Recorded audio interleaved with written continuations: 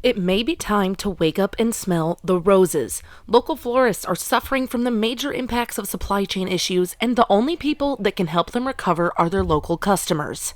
Truly, one of our things is spread love through flowers and seeing all of the love that is shared and how all of the people in other people's lives are super important. Natalie Elsberry owns the local flower shop Of the Earth and has a staff of only 8. Major flower farms across the world were shutting down because you can't have workers getting sick, and so the flowers would die on the plants and then they would crash whole farms. So they would lay off workers. There was no one to do the work, let alone harvest and all of that kind of stuff, let alone buy flowers.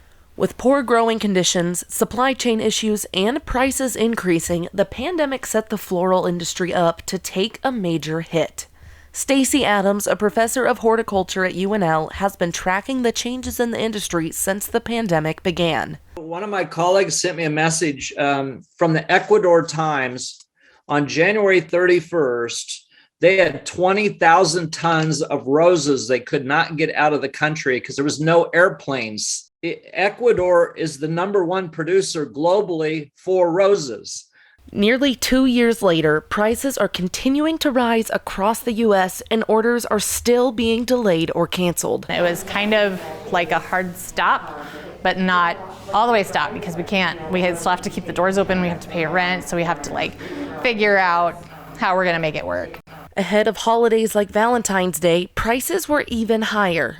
Right now for Valentine's Day, it's 20 to 30% higher. Last Valentine's Day, we had 4 boxes that didn't come for a week.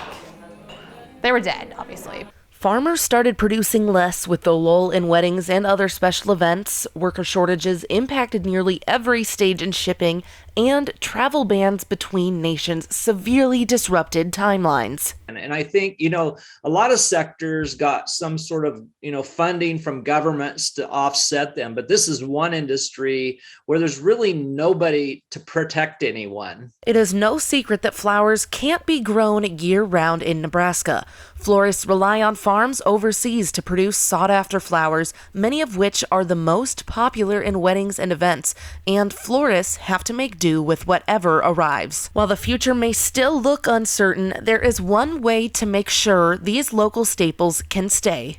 You want to call your local florist, order from your local florist on their website, and just make sure that money's staying here where it needs to be.